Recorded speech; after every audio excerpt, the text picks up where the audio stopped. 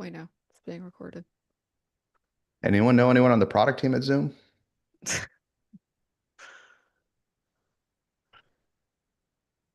Just not sure if they care. It doesn't feel like it.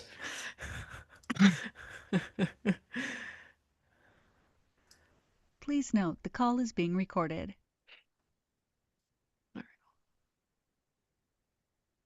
All right, that one's getting booted. We're doing it multiple times. And all right, now we're down to the people. I think all the bots are in.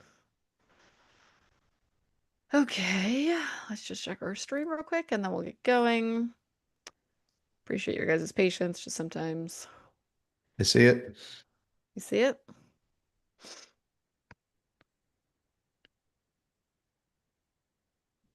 Okay, awesome. It's good. Welcome, everybody. Welcome. All right, sweet. Let me share my screen. Maybe for a little context before we start, Yeah. Amelia will drive most of this. Just, I know a lot of you have followed our agentic journey. Um, we started off rolling out a bunch of AI SDRs. We built a bunch of AI VC tools that did 1 million startup valuations. And then we started building our own agents. We talked earlier on AI Workshop Wednesday, and we'll do another one on our AI VP of Marketing. We've written a lot about it. It really runs our team meetings and every day logs into Slack and tells us what to do and stresses us out and nags us. It's pretty good. Um, and then Amelia built that. I built the early ones. Then Amelia took it over, built our AI VP of Marketing for what she needed, and then built and she'll talk you through this. What now we see is our AI VP of Customer Success. It started off as a project management tool for our sponsors at SaaStr Annual in May. Please everyone come. We'll have 10,000 folks, the best of AI and B2B, May 12th through 14th.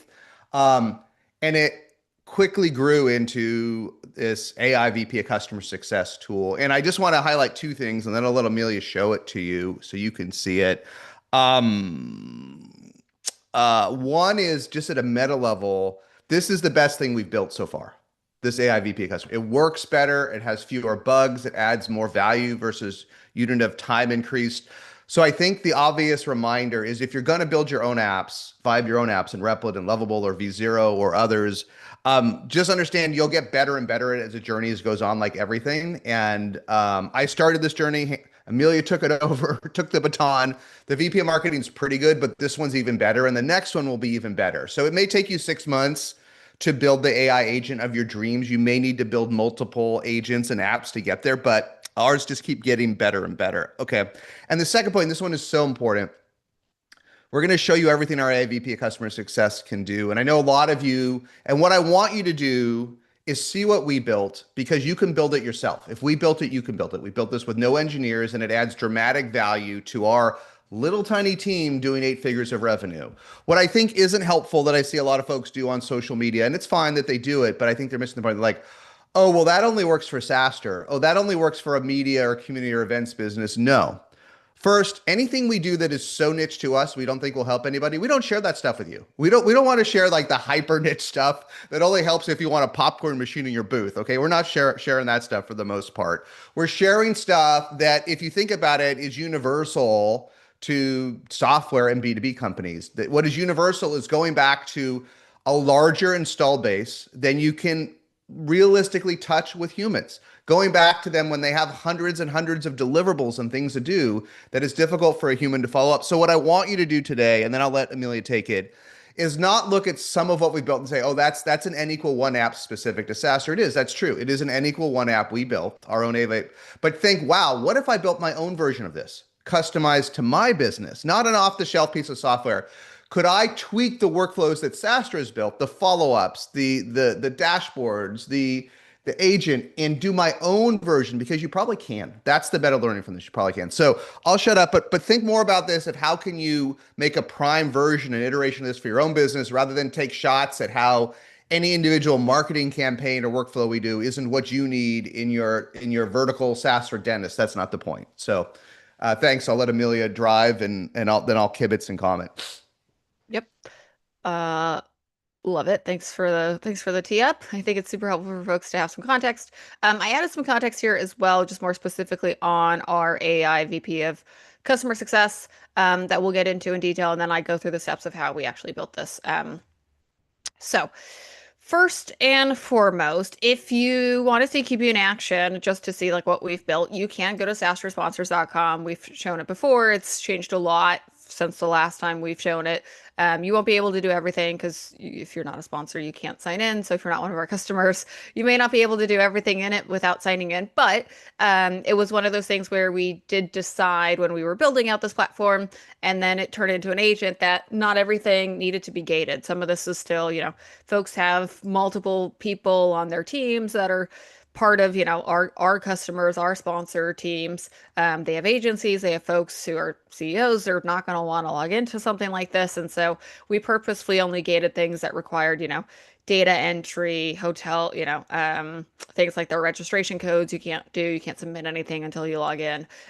Keeps it a little bit more secure, but you can go to SaaStrsponsors.com and see what it looks like for yourself. The other thing you can do, to Jason's point, if you do make something like this for yourself, is you can actually give this URL to your vibe coding agent and say, hey, this is one I saw that I liked, or I like this format. If you're going to do something similar, that's like a customer portal or customer management tool or whatever, just at the very start, you can't actually give it URLs like this because it can pretty much copy it. So you can use it as kind of like a format too. So feel free to use it as a format. So let me go full screen for a bit now, and then we'll jump around between the live front end of Qbee, which is SaaStrsponsors.com. There's some other things too I'll show you that are not just contained in the website, and then the back end, which in this case lives on Replit. But we go slideshow. All right, great. All right, so yeah, something Jason touched on, which is important, is Qbee did not start this way. That was not his name. He didn't start this way. He was just meant to be a custom, basically project management tool that I wanted to use with vibe coding in this day and age, to replace an existing tool we literally paid for the last 2 years that had no AI functionality at all. It had no AI functionality, nothing agentic. It was very much just a portal. It was just like a customer portal. People could log in and submit us things, which they can still do now, but you'll see the key differences in a moment of, why it was worth putting all this extra effort into vibe coding and making it so much more agentic and hooking it up to different things. And so you'll see that in a second, but that's really what it started as. Was we took something that wasn't working that great, didn't see any vast improvements on,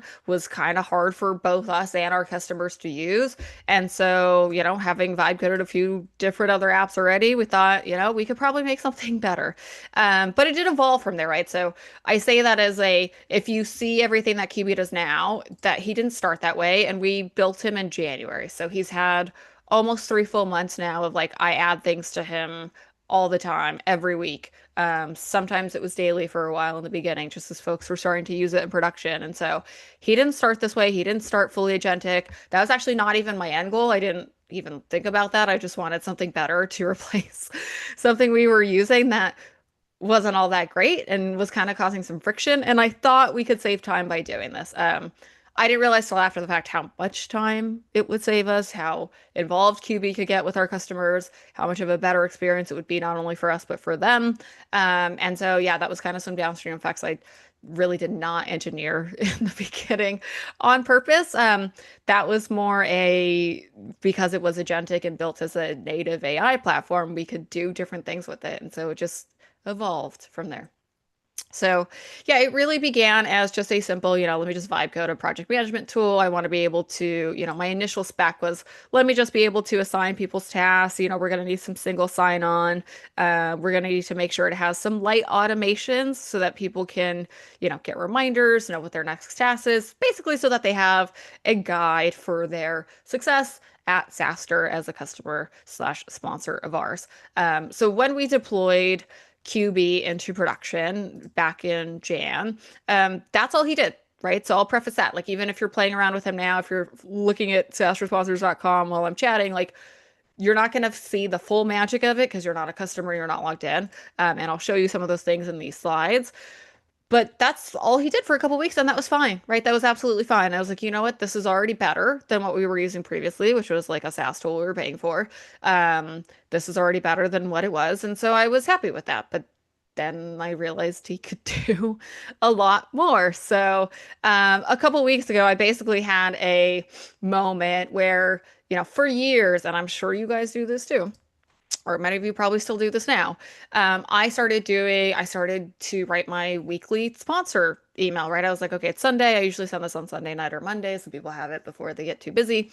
Of, as a customer of ours, what is basically their tasks, their deliverables, what are high level things they know? Like we launched the agenda, or like attendance is 140% of last year. Like I include some like context at the beginning, but then it's pretty much like a laundry list of the things they should be doing, need to be doing, upcoming, and then just various information, right, about being a customer of SaaStr's and what would make them successful as a sponsor of SaaStr Annual in particular this year. Like, how to register their team, how they could do customer passes, how they can market their presence at the show, booth locations, all that kind of like periphery stuff. So that was all built into the initial spec, which I'll show you again in one of the slides.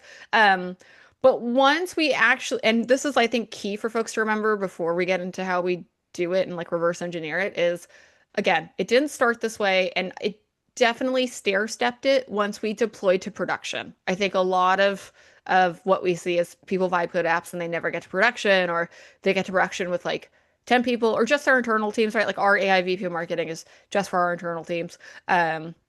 And so it's built out a lot different because it never needed to be forward facing.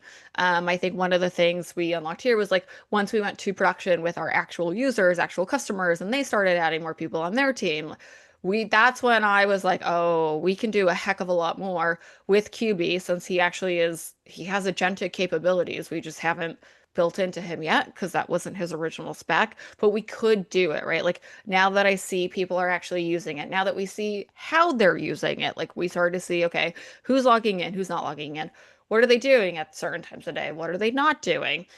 We just didn't have that level of granularity before, right? Like we would just have whatever they submitted to us. That was literally it. Like our old portal didn't even tell us if they logged in or not. Like it was so hard to use. We had like no insights on anything. And it was also one of those things where if one person on the team of a customer of ours submitted something, like if I submitted something, Jason couldn't see it. Like it wasn't persistent. It had like a lot of flaws in it. And so we just never had a lot of visibility into what our actual customers were doing until we had Qbee, because we built it in a way, we use Clerk in this instance. You can use other things, but between how we did single sign-on and how we built it into our vibe coded app, we got a whole lot more granular visibility on what people were actually doing, and then again, what they weren't doing. And so that led One way, us maybe, Amelia, just to help yeah, folks on the screen, this chart on the side, this task completion. yeah, Amelia will go more into this, but to simplify this, this is basically a sophisticated onboard automation. Okay, there correct. are, and this may be more complicated than some of your onboarding or less, depending on what you're doing. But there's a lot to do. But there's essentially 13 core tasks with subtasks that each customer sponsor has to do. And you can see rather than hoping that a human does it or an agency or a third party, Qbee just does it, manages it, reaches out to them, tells them all the deficits, kindly reminds them, identifies the gaps, uses AI to analyze all the uploads to make sure they're the assets and data that we need, manages it each day, and then pushes a Slack update and an email update every single day with the gaps. So it follows up, it manages it, does it all for us.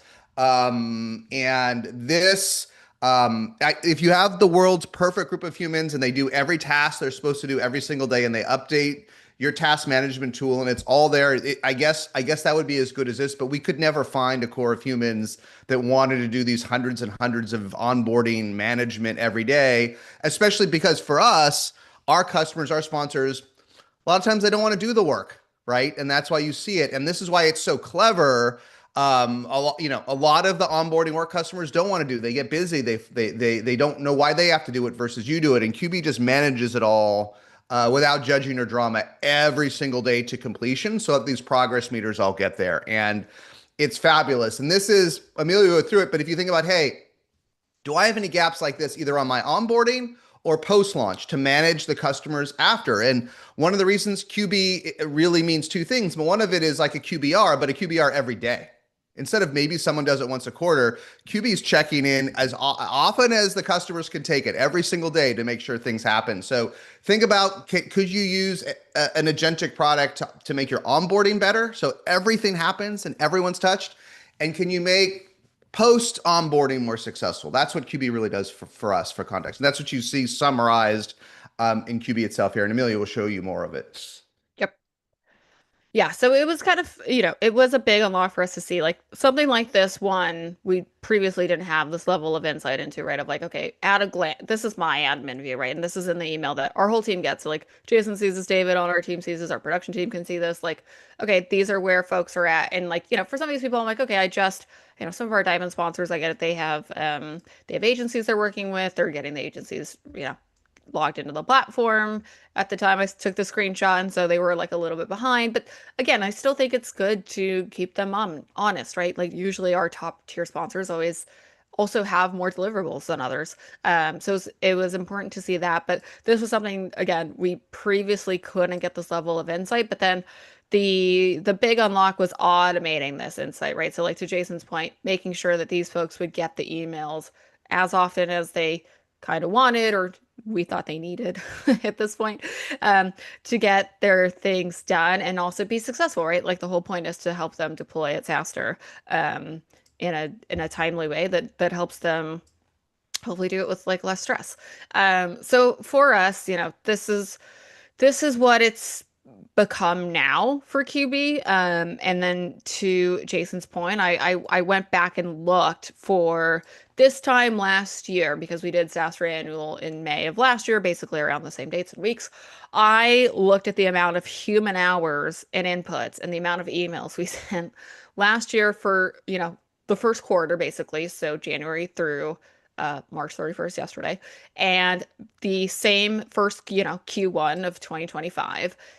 And it was dramatic the amount of hours we've reduced, not only internally, but also with our agencies and production teams.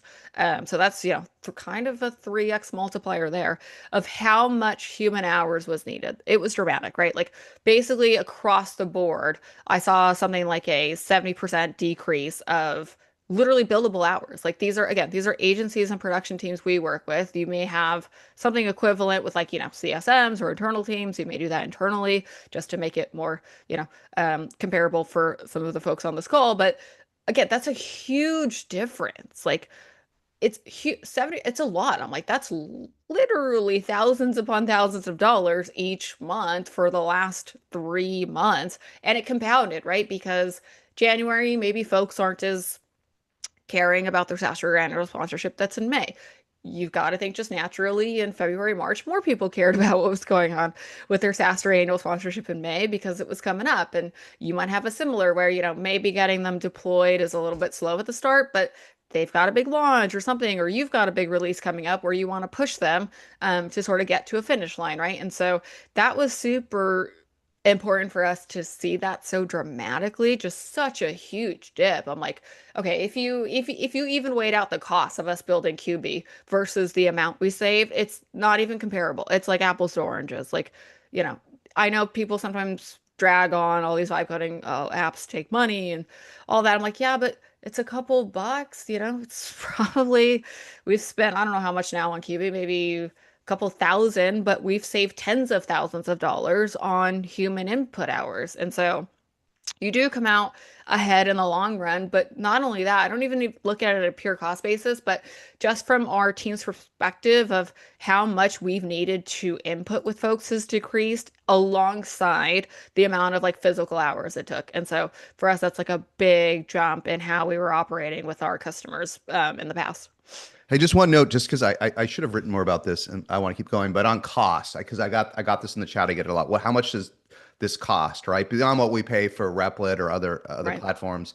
I don't know what the AI costs are on Qbee, but I put a total $200 a month cap on all token usage across these apps. We can afford more, but I just wanted to not worry about it, right? That's the allowance. This is for SaaStr.ai, the pitch deck uploader, valuation calculator, all the apps we've built for all times, 10K, QB, and we haven't hit the $200 a month cap on AI use yet. So yeah, just as we could talk about it more, there are certainly applications that will burn lots of tokens, massive coding sessions, but within these apps, within all the apps we built, we have not hit $200 a month of tokens. So just realize for many use cases like this, the soft costs are material. You got to build it, you got to maintain it. Maybe we'll touch on this or do a session. We're gonna do another one on what it takes to maintain these apps. But your hard costs for AI are probably going to be pretty low for 95% of these apps. Yep.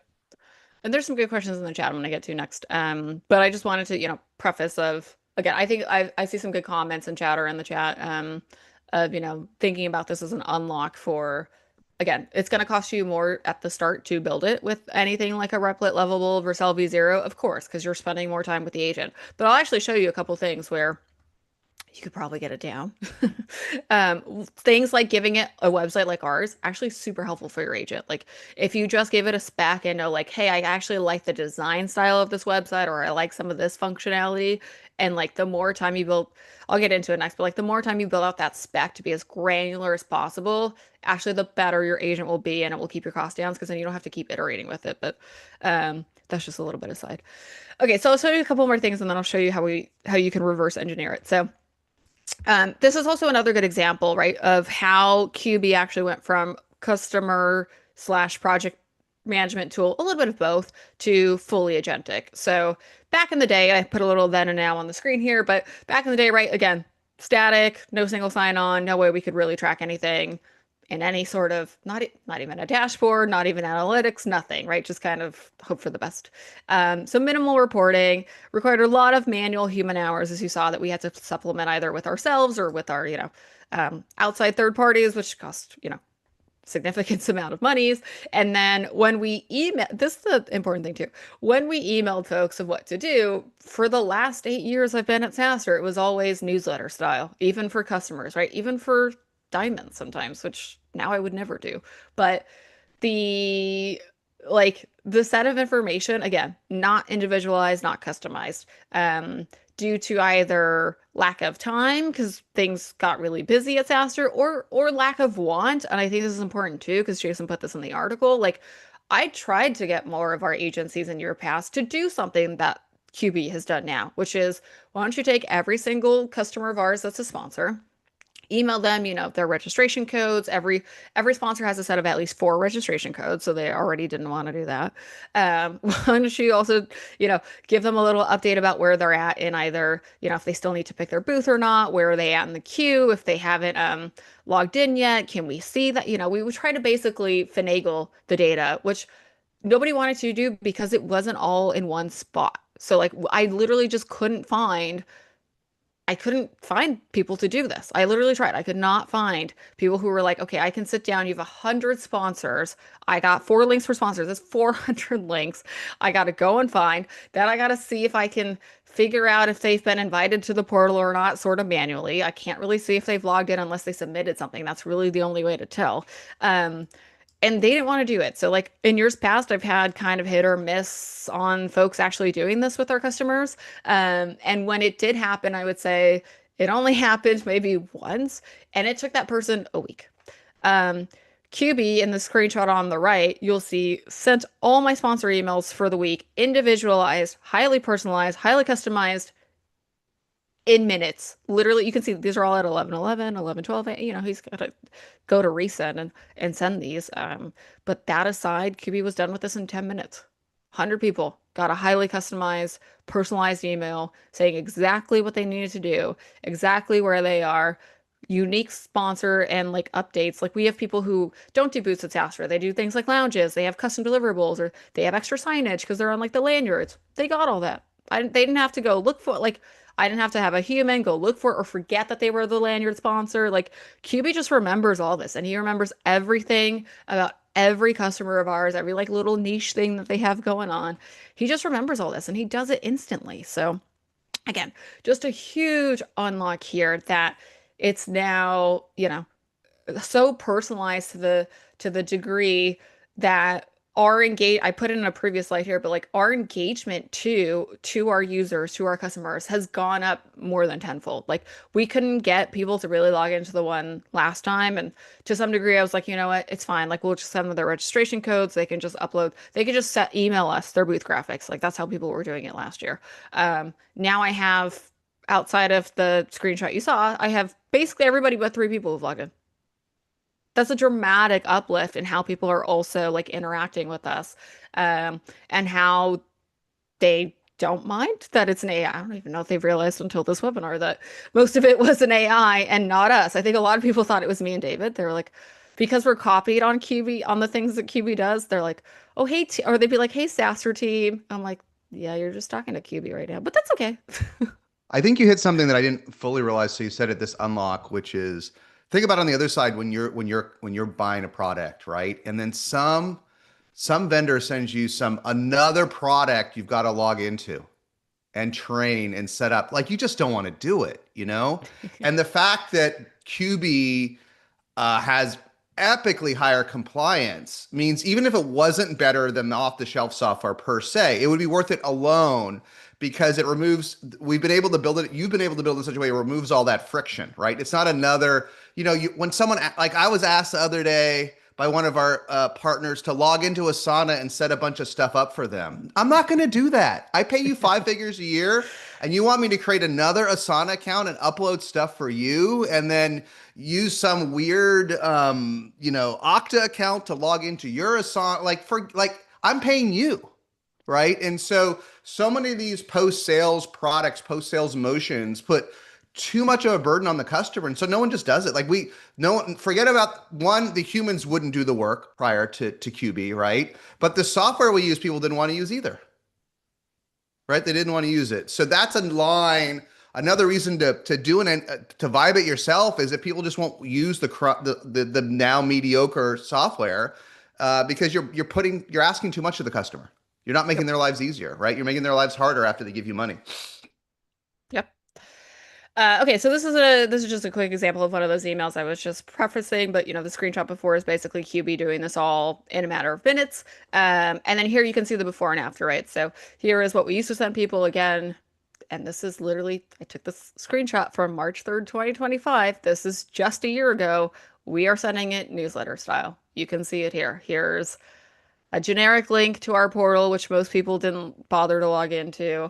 Here's a link to, we do also a weekly webinar just for sponsors that I linked folks to. Booth selection is kind of dated here. It says it started. We'll email you once the window opens. I'm like, now everyone's picked their booth.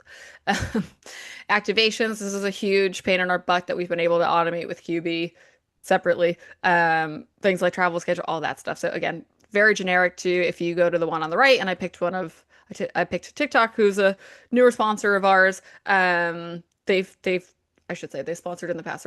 They're newer signing on to SaaStr Annual specifically, but they got everything done in like a day. And again, this is something where TikTok specifically, last time they did London, was very slow to submit stuff. Big company, right? Like slow to submit stuff. We couldn't get them to really turn anything on time. I remember going to London and being like, TikTok stuff is not done. Like, well, I don't have logos. I got nothing. And so even just the dramatic increase of TikTok went from being kind of a pain in the butt sponsor because I couldn't get them to do anything to they literally uploaded everything, almost everything. You can see they skipped two. They still have to do two more things. But they did almost everything in a day. Again, just made it so much easier for them. This is screenshots of their email. They can see exactly what they've already completed, the last two things they have to do. Their ticket codes are in here specifically. That's not in the newsletter style. They click this, it goes to their TikTok specific registration codes. It goes to their TikTok specific discount code. Again, just things we couldn't do. All right, so I'm going to get into how we deployed it because I see you all asking about that in the chat. So if you want to reverse engineer Qbee and make your own and deploy your own similar agent, here's what you should do. So let me back out of full screen for a second. And if you're wondering, the slides I did put kind of in the chat closer to the beginning, but they are there. So I see you guys here. But yeah, once you access it, first write a spec. So you can see here, I actually put two things. I put my original spec, which is the one on the right. So you can see it with Claude. Oh, sorry, Claude opened on my coworker. Oh, let me share my whole screen. Of course he did. He was like, you have co-work. All right, so this you can see is my original spec. It's actually not that good. I looked at this the other day and I was like, it's terrible. Um, but it's still a good example. So if you've never written a spec for a vibe coded app, this is still a good basic level example, I would say, of how to write a spec for your vibe coded app. Basically tell it everything you want, right? So when I was going to build Qbee as a portal, I thought, I was like, okay, he needs some user flows. He needs a dashboard for me. He needs a checklist for all of our customers. He needs to be a hub for everybody, right? All the information they need. So for us, that's logistics, details, any speaker sessions, etc. He needs like an asset library, right? He needs some sort of training. He needs to be able to have uploads, single sign-on, um, everything in their contract, QB should know so that he's never like, okay, I'm going to send like what I didn't want is like, okay, we have some sponsors who have speaking sessions and some that don't. I didn't want him to send, somebody who didn't an email saying, hey, time to submit your speakers.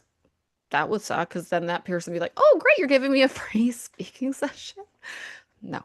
As much as I would love to, we don't have that much time at SaaStr. So there was some very important nuances there, and I'll show you how I did it. I did not load those contracts directly into the portal. I'll say that right now. Do not load your customer data directly into the portal. I'll show you how I agent hop later, okay, for a security layer, but just a preference there. Things like badges that you just saw, registration, FAQs, support information. They can actually do add-on orders. Anyways, you can see everything I wrote here into it, the technical requirements, blah, blah, blah, blah, blah. It needs a database, it needs single sign-on, we use Clerk, MVP in future phases, and then okay, all this. Okay, so that was V1 of my spec. Then I asked Qbee on Monday to write me a new spec. I said, Sorry, hey, just to be clear, folks, yeah, if yeah, what she there's a link, you can see it. If that looks yeah, you can see it. intimidating, like if you don't know how to write a spec like that, it's okay. Just start in Claude, don't start in Yeah, I wrote it with Replit or Claude. Yeah. Lovable, and just say, I need help writing a spec for a sponsor portal, and it will help you do it together. You can do it in the vibe coding apps, but we both have found you get a double benefit if you write it in Claude and then get a spec out of it and then put that in the agent and then Yeah. kind of tweak it again, right? That's how we like to do it. But you don't have to know how to do all the bullets and everything that Amelia said. Just iterate it, right? And you don't need.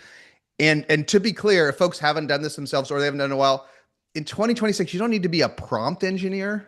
Like you don't need to know, like that is dated when you need to be a prompt engineer. Okay, you just need to talk with Claude or I guess ChatGPT. We prefer Claude, and just say I want to build a spec for an application. Here's what I want it to do, and write up all the things you want to do, and just iterate it. You don't need a prompt magician. The agents are so good. AI is so good that's dated.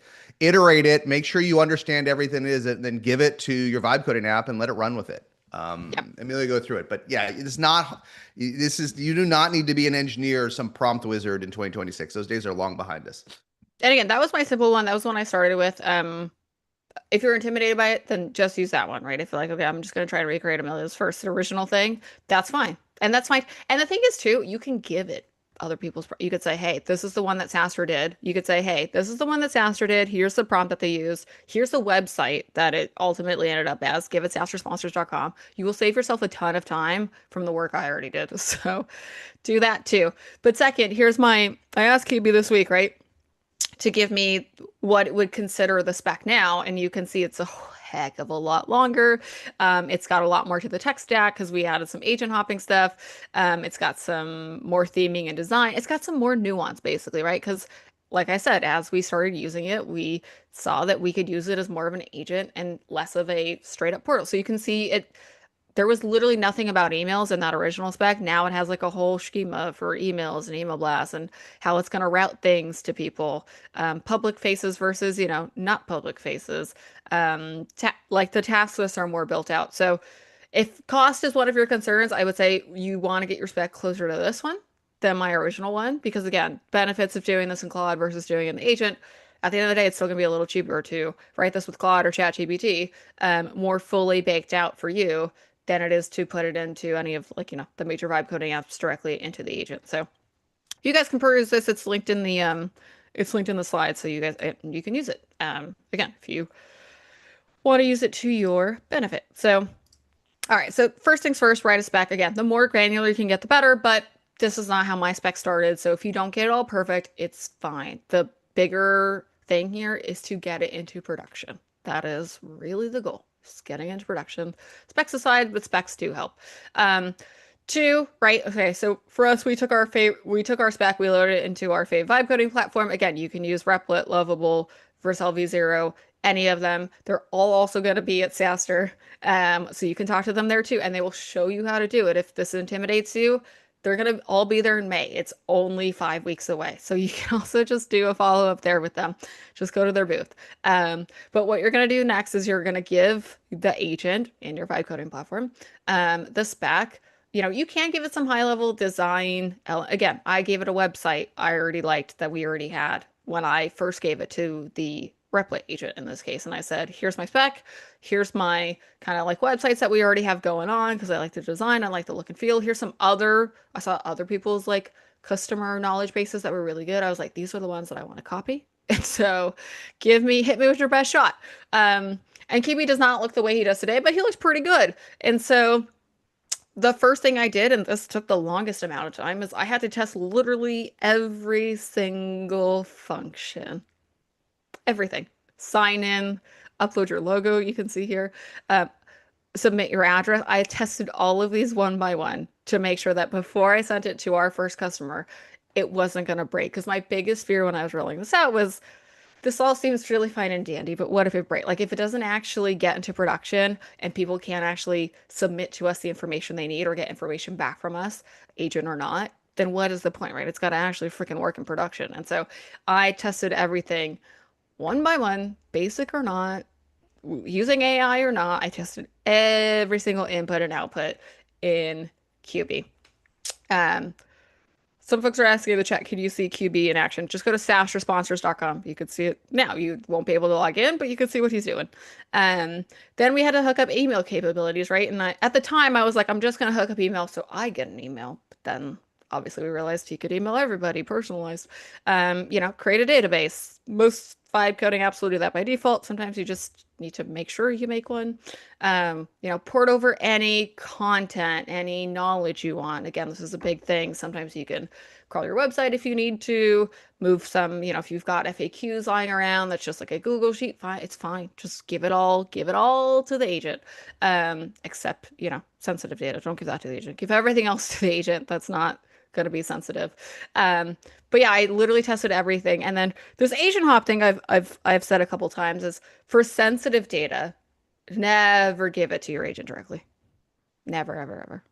Like I did not, again, we call him Qbee now because he does real-time QBRs, but at the very beginning when I wanted him to know all the contracts, all the customers who was going to need access to the portal, I just did a Salesforce integration. I was like, all that data is already in Salesforce. We already marked these things as closed one with the contacts when they close. So one, I'm not going to have to reinvent the wheel if I just do a custom, I forget what it's called, it's in here somewhere. I just did a custom Salesforce integration. Two, then Qbee directly does not have that data. He has to call up Salesforce. So he doesn't have, 100 contracts just sitting in his knowledge base, which would be scarier. So I definitely agent hopped his his original customer database and ongoing database is mostly in Salesforce. And then in terms of like specific users and people who folks add, again, we use Clerk for single sign-on. So all that lives in Clerk. He doesn't have that directly. To the point where sometimes he forgets who's in Clerk, or actually, he doesn't forget who's in Clerk. He just does this annoying thing, which is super nuanced, which he sometimes will not send it to people that are pending in single sign-on. He'll be like, I'll send it to Jason and Amelia because they logged in as part of the Salesforce team, but I won't send it to Justin because he hasn't logged in yet. And I'm like, no, no, no. You need to send it to everybody. But anyways, that's how I agent hop. There's other things like, all the registration links, that's from Mizubo. So he doesn't have that information directly either. So that's a Just to little bit add on on to that, I think that's yeah, a go good ahead. best practice. I think the agents, we use Salesforce as our hub for all our agents. We've talked about it. And so there is inherently an additional layer of security by having that be our system of record. It's not perfect. The agents are still going to touch the data, right? It's beyond the scope of this. I think that if you need to store sensitive information in your app, it's okay. Just realize the more you do, the higher the burden it's going to be on you to become a security expert. right? Which you don't want to do. You're going to, instead of testing things once or twice, you're going to need to do constant security audits, constant reviews, try to break things. And we can do a different session on what we've learned there. I just don't think most folks want to become security experts. So to the extent you can, if you have your most sensitive data, like for us, we just don't want contracts leaked, right? We just don't. Would it be the complete end of the world? No, but it'd be bad, right? So we store them in Salesforce, right, instead of the agent. I think that's a good practice. But if your use case that doesn't work, I wouldn't say don't do it. Just realize you're gonna have to spend a lot more time than just using the default way the app is built. You should budget hours and ongoing maintenance to making sure your app is as secure as you can make it. But I wouldn't say you have to do this agent hopping, but I think it's a great best practice. Yeah, it's I know it's a new term. I don't think I coined it, but I don't know. I just call it agent hopping. It's and it's not, again, it's not that it's anything magical or that in this case, I'm not even calling up Agent Force, which I think some people thought from the name I was calling up Agent Force. No, I'm just hopping data with all my different AI tools, agents, whatever you want to call them. Again, so it's more secure and that nothing is ever in one spot.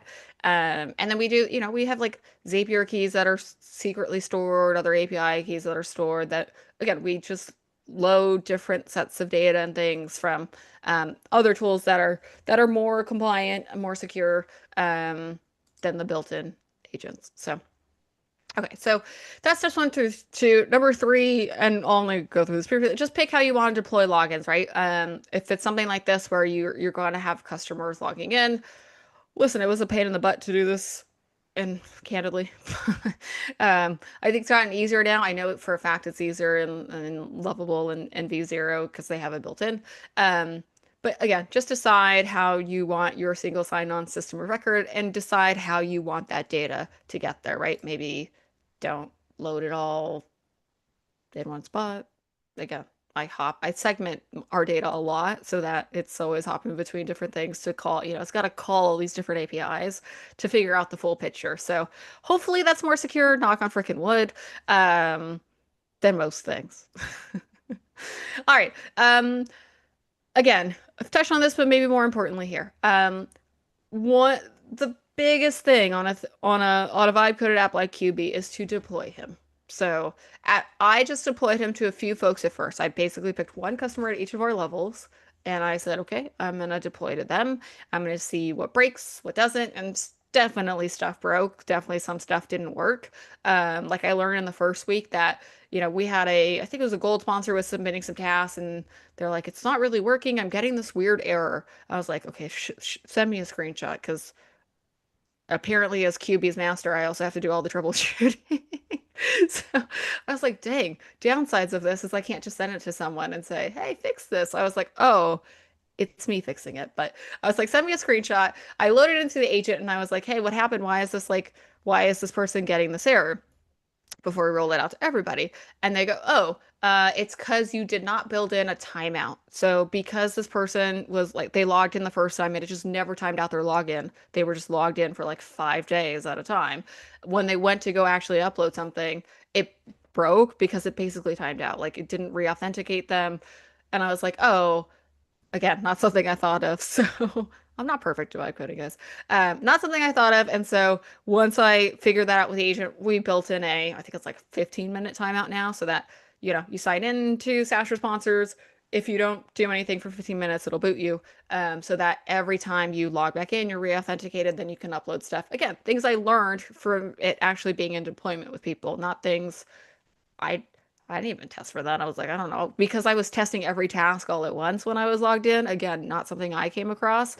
Um, and so that was really important to see what did and didn't break, and then also to see what people wanted to add to it. Like every week we got like new requests for like, hey, do you guys have email marketing copy I can use? Do you have, you know, actually people stuff like that, right? They were like, do you have more information on networking? That's always a big question we get. So we made a whole section for networking in Qbee. Like we just kept adding to it and adding to it. And then people were like, oh, I want to just submit my activations to Qbee and not email you like I used to have to. So then we built a whole submissions, and then we built a whole speaker submissions path where for the sponsors who had speaking specifically, you had a whole section of SaaStr sponsor speakers, and it would give you exactly what you needed to submit all of our speaker guidelines, but also, and this was magical, it would let you pick a time, which I know sounds really basic, but Qbee would let you pick a time when you were submitting your speakers. And then when he saw that there was like 3 or 4 speakers at one given time, he would gray it out. So he'd say, okay, like, listen, all the sponsors are going to submit this task on the same day when it opens because they all want to speak on Wednesday. They all did. Okay. And so Kiwi would say, all right, I've already had 4 people submit in the 9 to 10 o'clock slot. I'm going to gray that out so that the next fifth person who does that can't pick 9 to 10 because it's already going to be full. So, like, again, things we had to do in an email back and forth that cost a lot of time that QB just did agentically because he's built that way. So we added, again, how QB is now is not how he was, and he won't be that way in a week. Like, now that we're getting closer to SaaStr, I've gotten more of these requests in the last week for even, here's the thing, now people want even more out of him. They're like, oh, hey, could you add this? Could you add that? And I'm like, we're so busy right now. But yes, I will add all these other features and functionalities to QB because I'm glad that you guys are using it, again, a lot more than you used to. So.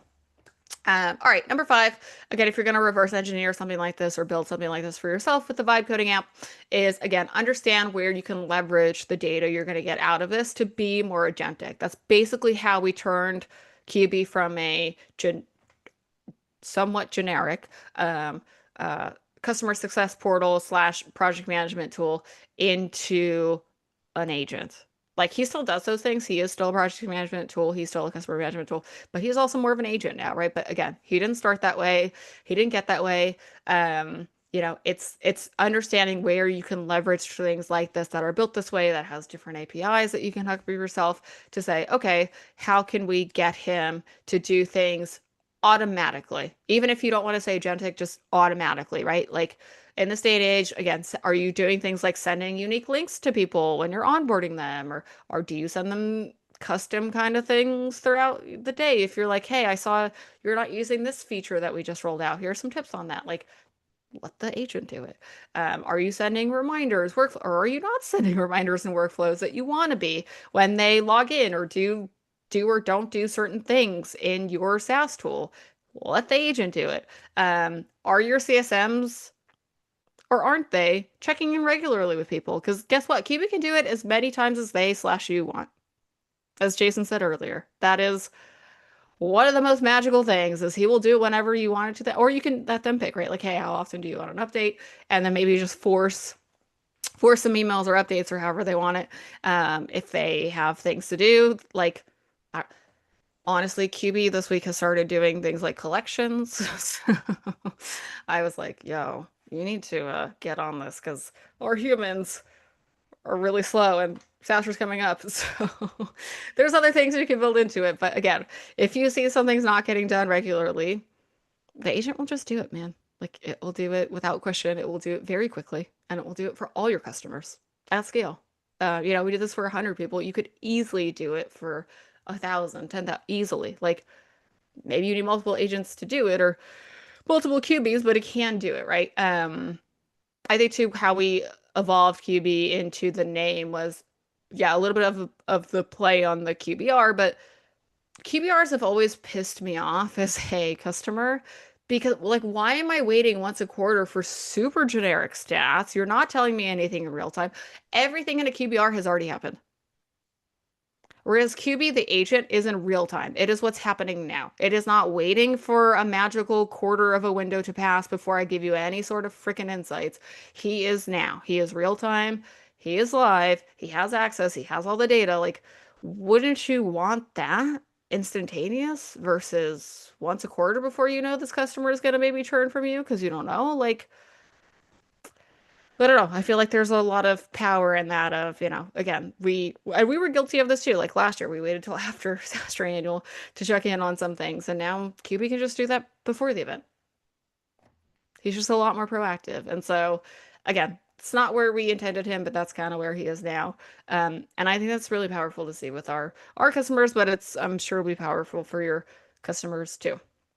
Okay. Agent hopping, I'll talk a little bit about more here, but yeah, again, we don't store everything in the native vibe coding agent. We store things in different tasks through the API. I built out a custom Salesforce connected app. Had I done that before? No, but I asked the agent in Claude how to do it. I was like, hey, actually, our Salesforce integration kept breaking, and I was super frustrated. Jason knows this. I was like, every day, this Salesforce thing keeps breaking, and then he forgets a bunch of stuff that I don't want him to forget. And so eventually I was like, hey, agent and Claude, how can I build this so that he doesn't keep breaking and that he has data more persistently? And so it led me to build out a custom Salesforce connected app. Took me maybe 20 minutes, wasn't that bad, and now he doesn't break. So, um, it's great. And obviously there's data in there, but there's not that much data directly in Qbee. So that works really well. Okay. Last couple things, and then we'll do any sort of last Q&A till we run out of time.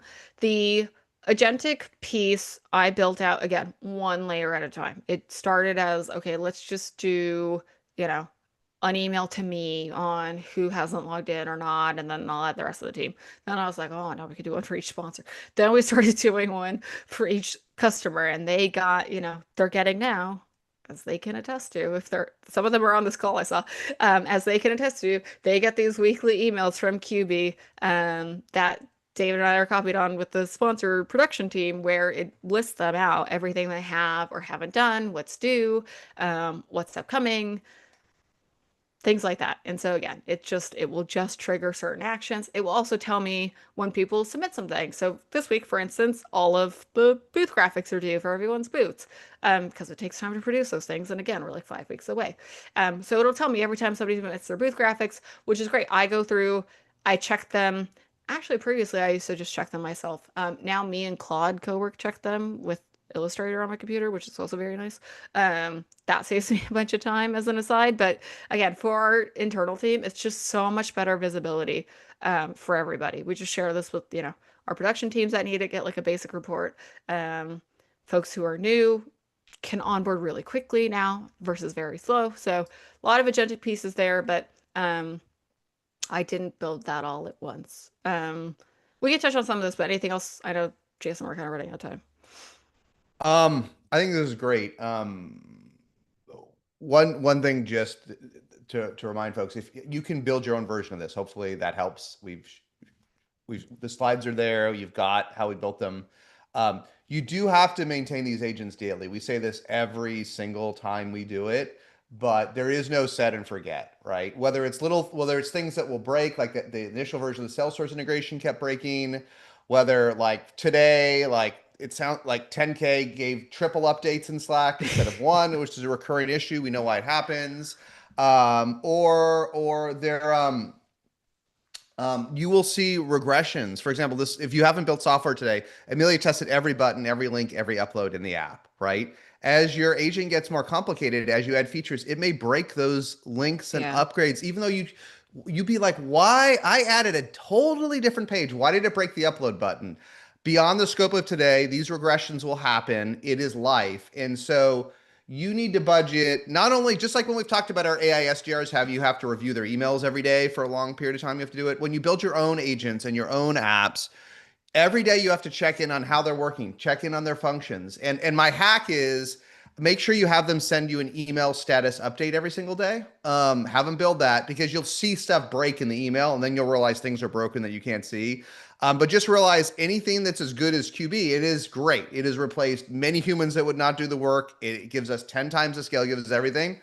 And between Amelia and me, we're checking in on it every day, right? Just like you're humans. And so just realize if you want to do this, do you need an agentic deployment expert, as I've talked about before? Maybe, maybe not, but you need a human who cares enough to manage Qbee and 10K every day, or it will fail for you. Yeah.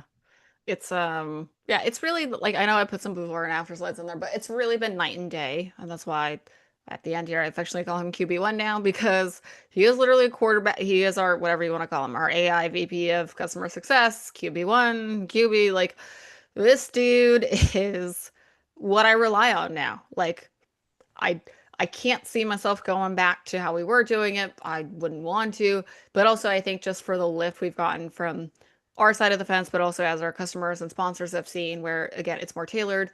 Um, People can still talk to, and again, maybe I didn't say this enough in the first 58 minutes. People can still talk to us. It's not like we said, hey, here's just QB and that's it. We weren't like, we're going to drop you totally into the AI, and if you can't solve your problem, you're on your own. Like, there's a reason we're copied on every single QB message that goes out to our customers because when they reply to it, sometimes we reply. Sometimes it's like something nuanced of, yeah, to Jason's point today, like somebody was like, hey, I submitted everything to the portal, but it looks kind of funky. And I was like, okay, let's go take a look, right? Like, it's not like we're dumping them solely onto the agent to deploy to be successful at SaaStr. It's something where we're backfilling, we're very supplemental. Sometimes they do want to talk to us through ideas of what they want to do at their booth or a lot of our diamond sponsors. We still do weekly calls with them. I still do weekly webinars for all the sponsors. I get on probably was on 10 sponsor calls last week and I'll be on another 10 this week. Like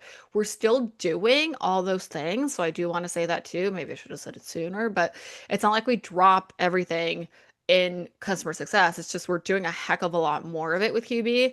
And I feel like that's also true just from the fact that people keep asking us to add stuff to him, right? It's like, okay, so it's not only helpful for us, but it's become more helpful for them because now folks actually ask for features and want to get more things out of it in a way that we previously wouldn't have been able to do and serve because we would just run out of time or I just couldn't find people who actually would send 100 sponsors, 4 unique links each week, and keep them on task, right? We just couldn't get that done.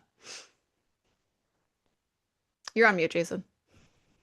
Is one of the amazing things, guys. If you decide that there is a use case where it's worth your time, and again, it has to be above the line. It has to be worth. If you can do this all in Notion and it works great, don't build it yourself.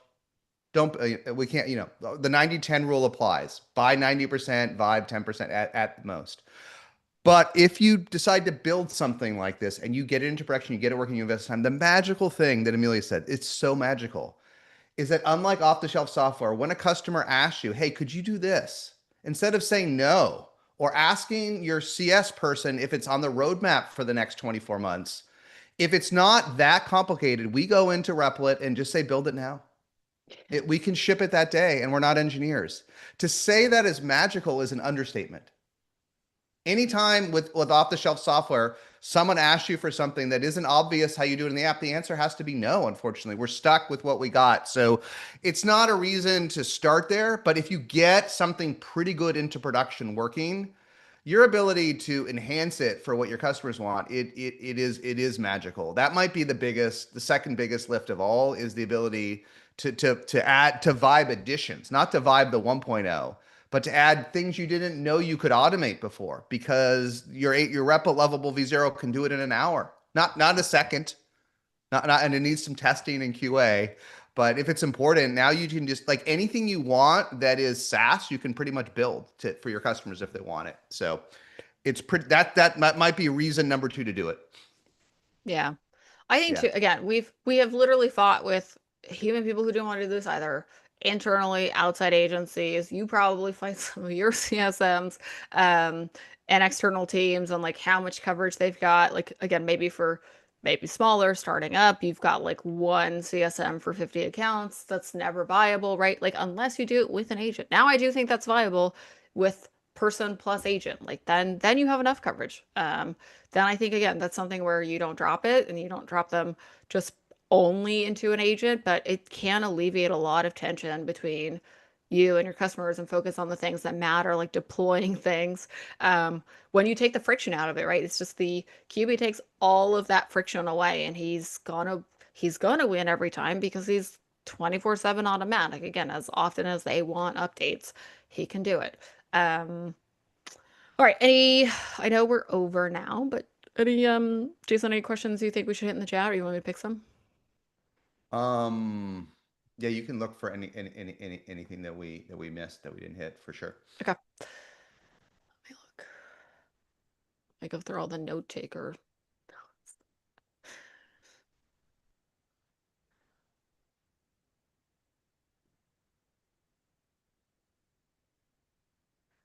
Question is, did you create a Qbee at SaaStr email?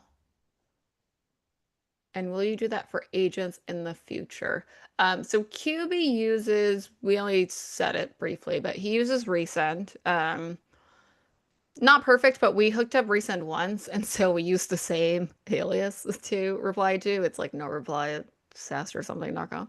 Um, but because Qbee again CCs me, David, plus our sponsor success alias, which is sponsor success at SaaStr.com, that's how people can flag to us, right, if they need more help. So again, because we're copied on everything, um, they they can submit directly to the portal. People have rarely done that. They like to just reply to the email like QB sends them. They're like, I'll just reply to here. This is super easy. I think we only have one app where we've hooked up inbound email.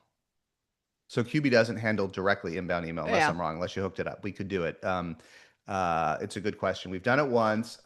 There's a tiny bit of complex managing inbound email it's fine. You can do it in any of these projects. It's just more complicated than just sending an email. You have to monitor the email. There's a bunch of nuances. We're out of time, but right now the humans just respond right to the emails that QB it work. So it hasn't risen above the line to build, but we might build it. There's an argument to build it. But so far it hasn't risen above the fold or for Amelia, but certainly you can build that. You need an email platform like Resend or others that allows polling, that it itself runs real time ingesting these emails, and then your agent has to do it. So, but I would think folks with more scale than us certainly should have the agent respond by email for sure. That should be a core oh feature. We for just haven't sure. built it yet. Yeah, we just haven't built it yet. Yeah, yeah. And honestly, that's just a time thing with SaaS. We're so close. Like again, the because our customers who are our sponsors are focused on things like getting their booth graphics in this week, they're not asking for that kind of stuff. Which again No. is would I build it if it was over the line this week and mission critical on April 1st with 40 days to load in? Absolutely, I would do it, but I'm not because people just they like this mix right now. It's working for them. Now they may ask for that in the next couple of weeks when they're done with all their shit and they're like, what else can I We do? might miss it. Yeah. Right now, and it Uh, relates to another question we got, which is, do you tell folks it's an AI? I think across all of our yeah, I saw agents, that. we don't tell folks it's an AI traditionally. I'm not opposed to it. I don't think there's anything wrong with it. I think our folks, listen, we still, our average deal size is $100,000. So this is still a bespoke process. Amelia, David, even me to some extent is involved. We're not trying to take humans out of the loop. We're just trying to have the AI handle the 95% of stuff that can be automated. So right now, our customers are fine getting an email that's a mix. They will reply back to the human if they want the human, or they will just do it themselves with Qbee. If your deal size was 1K instead of 100K, you would want to automate all the inbound. And For sure. we don't have a chatbot on Qbee, but we have a chatbot on 10K area VP of marketing that could be added in an hour. So we could add a chatbot. We could do all these different stuff. But at 100K, people actually want a hybrid of humans and AI, and there's kind of a meta insight there, right? People want to reach Amelia or David instantly, but they also enjoy the fact that for 90% of stuff, they can work with an agent that's better, right? They know. And I think there's a lot of our views are very 2025 or 2024. If the agent's really good, people are smart. Like they understand the benefits of an agent versus a human, real time access to data. And Amelia can speak to it, but very rarely have we seen that frustrate anyone. They like that combination and they get it. They get that. Well, I think they would be frustrated if they couldn't reach a human, For right? sure. They'd be mad. We all get mad when we log into a poorly trained AI bot and we can't reach a human. I want to blow my brains out, but we don't need to do that at a 100K price point. No. I think the thing is too, it's and something I hadn't thought of till now too is like with our very top tier accounts, and we're talking, multi six-figure deals here, like more than 100K, we go to where they want. Okay. Salesforce, no surprise, likes to work in Slack. Duh. Slack's their company. They have Slack bot. There's just so many things you can do. And so we were like, great, get in our Slack. So they're in our Slack. Like, they have Qbee, they get the automated emails, they see them, they respond to them. They'll literally bring them up on calls. They'll be like, okay, let's go over our tasks that we're missing. I'll be like, okay, great. I didn't have to tell you. Qbee told you. But also they're in our Slack, which I 100% come in our Slack. The water's warm. Like, that's how they want to operate. The Google team likes to be on Google Meet and Gemini and Google Chats, and they also like to text me, and that's fine. That's what they want, right? So, like, again, Qbee is not the end all be all. I should have said it sooner, but for our very top, for majority of our customers, it is night and day. And for folks who want supplemental help, they can email us. We respond the thing is too, like now we can respond so much quicker because we're not bogged down with all like the little nitty-gritty stuff that we used to have to answer ourselves, that we can actually, it frees us up to answer the more important things when people ask us questions. Um, and then yeah, again, to the point of like, I still get on dedicated calls with folks. I still do a weekly sponsor webinar, and for our top tier customers, I go wherever is easiest for them. I don't presume. I don't even, Qbee's great. I don't presume they'll log. You saw a couple of my diamonds haven't logged in. That's fine. That's okay. Like if that's the way they work, we'll figure out what works for them. And for them, it was like one of our diamonds was like, okay, this is great that I'm getting all the emails, but I'm just gonna reply to you with like a zip folder of everything. And I was like, that's fine, but at least you got the emails of what you needed to do, and I didn't have to tell you. So I think again, there's a mix there of part of what we've done too is this has freed us up to be a lot more lenient on how we engage with our customers and the way they want. Whereas previously, I would have been like, no freaking way. Like it is all or nothing. We're too crazy. We're stretched too thin. We don't have the bandwidth. Like they got to just conform to us. And now we're going to where our customers want, which is what you want too, right? Like you want to go to wherever is easiest for them. So it's freed up a lot of our time to do that too.